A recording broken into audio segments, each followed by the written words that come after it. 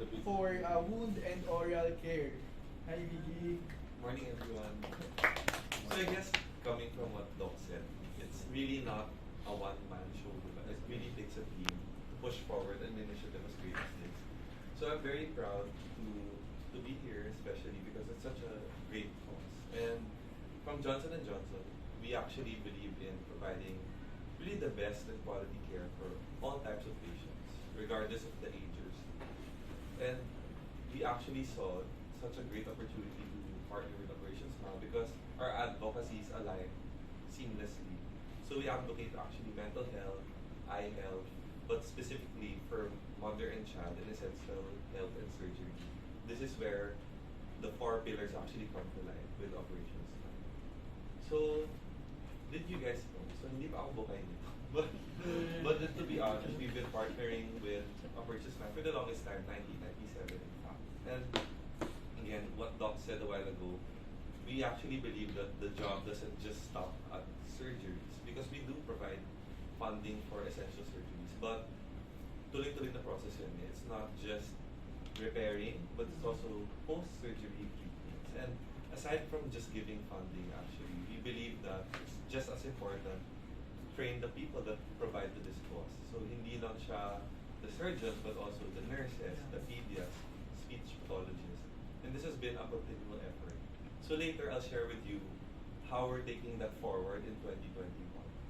But again, it's not just giving money, but it's also supporting and consistently giving back to this cause. So I just wanted to let you know that we've been both not just a local but also a global partner for Operations now. So what we're doing globally, we have outreaches, donations, advocacy campaigns, and we actually partnered with Watsons to raise awareness because sabi nga ni Doc, diba, we need 5 million cases of untreated cleft care. So awareness is sort of the gap that we need to fill. But specific to Philippines, when I first went into J&J, I was so impressed because we do regular speech camps. So this is the what do you call this? The therapy part of the whole session. And we also get our employees to volunteer to educate also the kids with cleft and their parents. And we, together with a couple of influencers and PR personalities, we've really brought out the need to get people onto this course. So you'll see some of our programs this year, medyo exciting siya. But this is what we've been doing. And again, as a company, it's not just enough to give funding, right? We have to encourage the spirit of volunteerism. So we've had a lot of advocacy campaigns, even within our employee group. So we have interactions, outreaches, and anything just to bring awareness nga, to get more people to sign up as patients and treat their kids with cleft care. And aside from that, oral health has been one of our bigger advocacies because that's actually one of the bigger gaps post-surgery, how to ensure that long-term wise they actually have good oral health.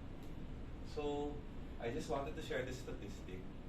So did you know that 9 out of every 10 child actually has cavities? In fact, for kids with cleft, it's an even higher percentage. Why? Because with an open palate, you're exposed to germs. And germs actually cause all of these problems like cavities, plaque, everything. So hindi lang siya limited sa palate and also lip surgeries, but also the overall state of their oral health.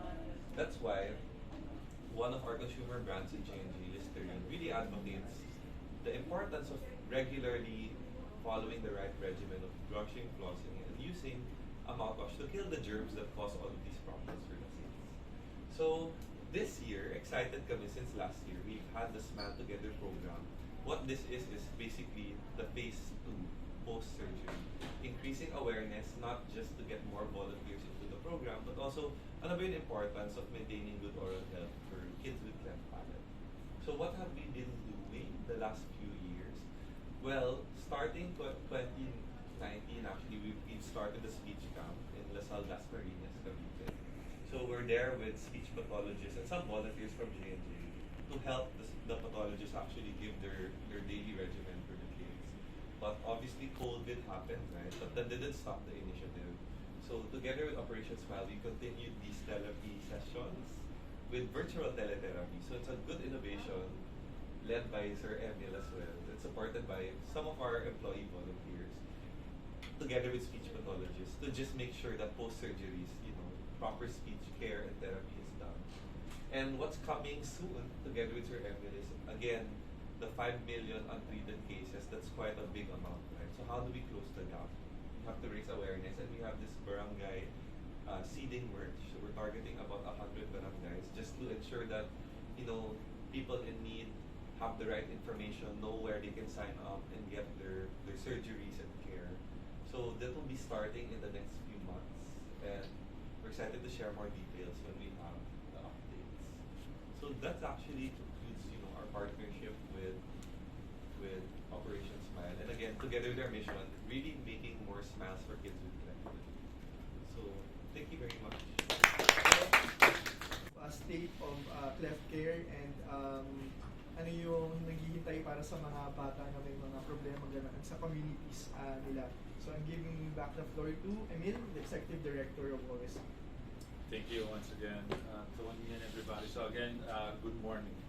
Operation Smile actually came out with a new commitment last January, because as you know, we're celebrating our 40th anniversary globally. That love and leadership. If you've heard our founders a while ago in the video, they keep saying love and leadership. Love leadership is a commitment to provide care to 1 million patients in the next decade. When we say 1 million patients, this is we want to reach them beyond just surgery. And always remember, Operation Smile, it's all about comprehensive clef care. With that commitment, it also gives us the opportunity, and your opportunity, to be part of this solution of reaching 1 million by creating awareness. Right? Remember, we just spoke a while ago, we have 5 million untreated, an estimate of 5 million untreated clef care worldwide. And so, if we can contribute to 1 million in the next 10 years, then we can help many children in the Operation Smile started in the Philippines. I'm sure you may know, in 1982 in Naga, and then from that day, of course, it expanded in many countries, and then to this year again it's our 40th. In the Philippines alone, as of today, we have treated surgery at least 33,000 patients in these 40 years, and we have done a total of 330 surgical programs. And again, I think we can stress enough, but we're so proud to have around 300 plus medical volunteers with us. Because I always say, it's always a chicken and egg thing, right? We may have the patient, but without the medical volunteer, we cannot deliver surgery. So we want to make sure that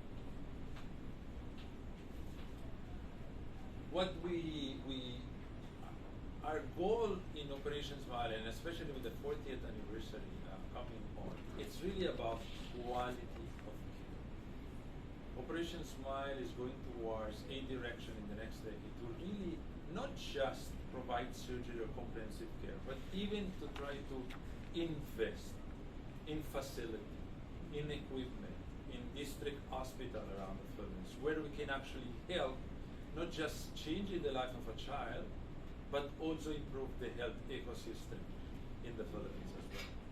Right? Philippines is, when you look at the geographically, we're about 7,000 plus island. Very difficult to reach every areas, right? And so what's the best way for us to go outside our comfort zone, go into this community, find a district hospital, invest in it, train the people, and then now the people of that community can receive care there without coming to us. So imagine the impact that Operation Smile can give to children born with cleft lip and mouth. Of course, all of this definitely will not be happening without our partners. Johnson & Johnson being one of the longest partners with Operation Smile, and not just Philippines, global. They're being really supporting us since then and up to today, and they are. What Miggy said a while ago, it's a perfect example that this is not a thing about money. It's about changing life together. And of course, increase awareness around the Philippines. When we look of a partnership, there are of course partnership that we get people sponsoring surgery, right? That's usually the common. They'll ask you, okay, how much is a surgery? Can you sponsor? But we also work in partnership, like for example, with Air Asia. We just partner at the early of this year. What they do, they transport for 3-hour patients from islands to islands just to receive care. So imagine if there is a patient in Bacolod, we can fly them into Manila, receive care, and send them back. Same with the Philippine National Police in Region 3, we started there. What they do is they do patient recruitment in the communities for us. They pick up the patients in their home, bring them to our centers, and bring them home. So this is where, everybody's trying to do, create awareness at the same time, help these children changing their life. So, as we always say, we envision a future where, health and dignity are always improved. Always. And that's the reason why Operation Smile really decided to go outside our comfort zone of comprehensive care and really invest. Invest in capability, invest in training, invest in facility. Because if I can train the next person beside me the same way I do it, now we can take care of 2 children at the same time. If that person will train other 5, now there will be 6 more, and so on.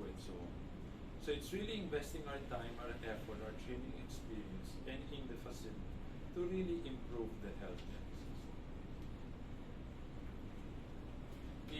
We have 3 major components. Of course, we have our clef centers. So we have, when we say a clef center, we call it a hub.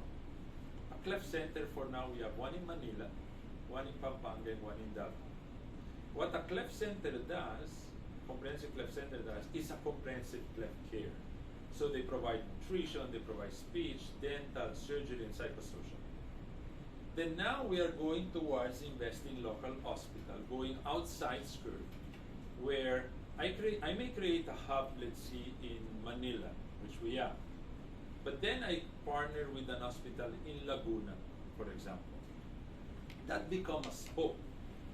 Now I invest in the spoke, I bring in volunteers like Dr. James to train the staff in that hospital. And then now I do exchange training between the hub and the spoke.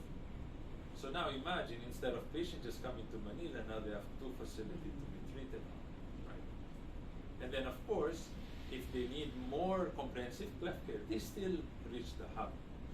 And so the hub and spoke model will allow us to be able to cover geographically more provinces around the Philippines. Because of course it's an investment to put up a hub, but when it does spoke, it's just a matter of going inside the hospital, train the people in global medical standard, and then let them ride on with Operation Smile to take care of patients. Right? And so we invest also a lot in training programs. Not only medical training programs like specialty, like from a plastic surgeon standpoint, we provide clef training and etc. We also focus on basic life support training or pediatric life support training. Why? Because we deal with children. This is not a matter of just providing the surgery again. And so we really train all our medical professionals on basic life support, because in case of emergency, not wood and everything, hopefully never, they know what to do. Because again, we're dealing with children. And so safety will always be our priority. And so my asking to all of you is really, there are so many children around the Philippines, around the globe, that we can take care with just us, with just this thing. My asking is, create awareness, help us create awareness. If someone can refer one patient, see someone, when you see a child in our room that cannot smile, then he comes out and smiles, you're changing the life. I have a story before I end my first day in Operation Smile. I visited a attended the surgery. I was with the patient, the family. When the family came out after surgery, the mother came out with a pouch of coffee, like this small, very much. And he gave it to me. And he said, thank you. I got emotional. I started crying because despite what we're doing, she still thought of giving me something. And it's not about the material. But that something changed them. And we may be able to give them a future. Now these children can go to proper schooling, can be accepted in community, can become lawyers, can become doctors. And you've seen those stories in the net. So my request to you is really, please help us. Because us alone, it's never gonna be enough. Because I always believe in the word, every child deserves to smile. So thank you very much.